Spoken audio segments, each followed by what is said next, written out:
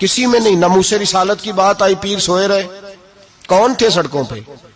پیر تھے کہ مولوی تھے کہ نعت خواں تھے؟ قوال تھے جن کو سرمایہ کھا گئے جو سارا ہمارا، یہ لوگ تھے. تحریک ختم نبوت میں ڈنڈے کس نے کھائے؟ علماء نے. غازی ممتاز حسین قادری کی تحریک چلی تو سڑکوں پہ کون نکلا؟ تحریک ختم نبوت. بتاؤ نا کسی پیر کا بیان دکھاؤ مجھے جس نے کہا ہو. تھک گئے گلے. ہماری ریکارڈنگیں لا لا کے لوگ ہمیں سناتے ہیں، کہتے ہیں جناب آپ کی سخت تقریریں نوٹ ہو رہی ہیں اور سوشل میڈیا پہ دور دور جا رہی ہیں، تھوڑی احتیاط کریں. میں نے کہا یار کس طرح احتیاط کریں؟ کیسے احتیاط کریں؟ جس کتے کو اس کا مالک 4 روٹیاں ڈالتا ہے وہ ساری رات آوازیں دے دے کے گزار دیتا ہے کہ میں کسی کو اندر نہیں آنے دوں گا. ہم نے تو ساری زندگی رسول اللہ کا کھایا ہے. اصل بات بتاؤں آپ کو کیا ہے؟ دین مفت میں ملا ہے،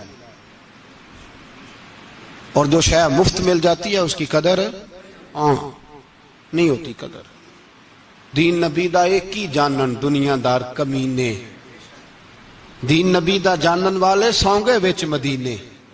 تجھے کیا پتا؟ تجھے کیا خبر اس دین کی؟ تجھے خبر ہی نہیں میرے رسول پاک کا پسینہ کتنا بہا ہے. کبھی تیرا پھیرا لگے تو احد کے پہاڑ سے جا کے پوچھنا نبی پاک کا خون کتنا بہا ہے. کبھی ٹائم ملے نا ملک شام جا اور حضرت بلال کی قبر پہ کھڑے ہو کے پوچھ دین کتنا قیمتی ہے. اور پھر اس سے زیادہ بات پوچھنی ہو نا کبھی تو مدائن جا، حضرت سلمان فارسی کے مزار کے پاس ان سے پوچھ دین کی قیمت کتنی ہے. وہ تجھے بتائیں گے کہ کئی 100 سال لگ گئے نبی پاک کے قدموں میں پہنچنے تک. 100 سال، کئی 100 سال. اور اگر پھر بھی تجھے تسلی نہ ہو تو جنت البقیع میں جا اور سیدہ طیبہ طاہرہ حضرت فاطمہ الزہرا سے پوچھ. ان سے پوچھ بی بی اس دین کی قدر کیا ہے. وہ تجھے بتائیں گی کہ جب دین کے چہرے پہ سرخ رنگ بھرنا تھا تو میں نے حسین کا خون دے کے بھرا ہے. وہ تجھے بتائیں گی کہ اس دین کو جب پینٹ کرنا تھا تو میں نے جناب علی اصغر کے بازوؤں کے ساتھ مصوری کی ہے. اس کو آسان سمجھ رکھا ہے لوگوں نے، آسان سمجھ رکھا ہے. کہا تم کٹ گئے. اور آج اٹھنے والا صوفی اور درویش کہتا ہے سارے ایک ہی ہیں، سارے اسی کو مانتے ہیں. جس سیاستدان کا دل کرتا ہے وہ جا کے مندروں میں پوجا کر آتا ہے، جس کا دل کرتا ہے وہ جا کے ہندوؤں کی ہولی اور دیوالی میں شریک ہو جاتا ہے. سب ایک ہی ہیں. اگر ایک ہی تھے تو حسین کا علی اصغر کیوں شہید ہوا؟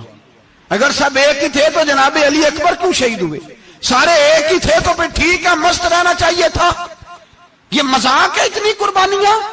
شرم ہی نہیں آتی بات کرتے ہوئے؟ جاگو اور اپنے دین کو سمجھو. میرے رسول پاک علیہ الصلوۃ والسلام نے جو دین دیا اس میں تسلب ہے. تسلب، کفر سے بیزاری.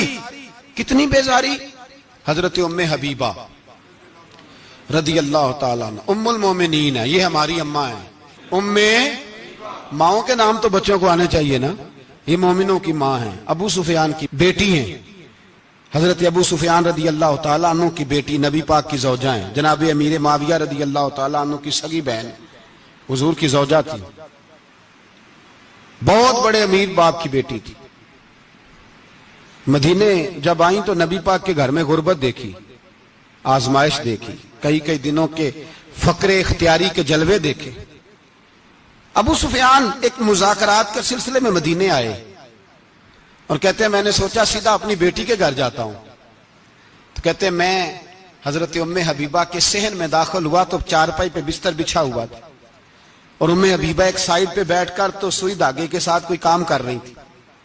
ابو سفیان کہتے ہیں میری بیٹی کی نظر پڑی تو ام حبیبہ جلدی سے اٹھی.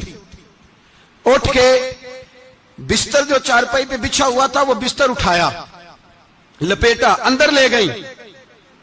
بعد میں باہر آئیں تو میں نے بیٹی کے سر پہ ہاتھ رکھا. میں نے کہا بیٹی میں سمجھ گیا ہوں، بستر پہ میری نظر پڑی ہے، لگتا ہے کئی سال پرانا ہے، پیوند بھی لگے ہوئے ہیں، تو اس لیے اندر رکھا ہی ہے کہ پرانے بستر پہ باپ کو بٹھاؤں گی، اس لیے رکھا ہی ہے. تو بیٹی امیر گھر سے آئے تو غریب گھر میں اس کی شکایتیں ختم نہیں ہوتی. پر دین کے ساتھ تسلب ام المومنین کا، پختگی اور کفر سے بیزاری، کہنے لگی ابا جی ابھی آپ کافر ہیں نا، تو آپ کی سوچ ابھی بدلی نہیں، میں اس لیے نہیں بستر اندر رکھ کے آئی کہ آپ کے قابل نہیں تھا، میں تو اس لیے رکھا ہوں کہ وہ میرے نبی کا پاک بستر ہے اور آپ ناپاک ہیں۔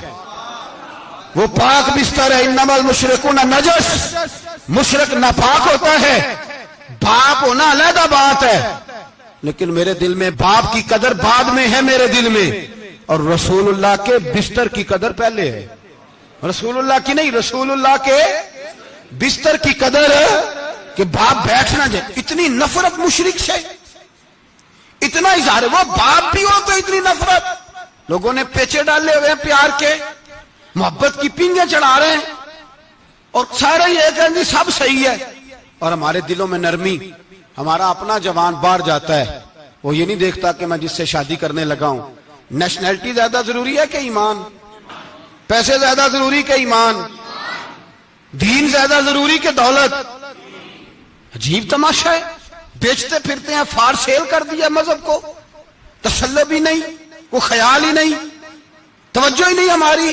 میرے رسول پاک علیہ الصلوۃ والسلام کے صحابہ جو چٹان تھے دین کے معاملے میں، اپنا پیارا بھی سامنے آتا تھا تو کافر سمجھ کے قتل کر دیتے، اس لیے کہ وہ سمجھتے تھے قوم مذہب سے ہے، مذہب جو نہیں تم بھی نہیں، اگر دین نہیں رہے گا تو کوئی شے باقی نہیں رہے، یاد رکھنا، اگر دین نہیں رہے گا۔ میرے حبیب پاک علیہ الصلوۃ والسلام کے غلاموں کا یہ حال تھا، احد کے اندر افواہ پھیل گئی کہ حضور شہید ہو گئے۔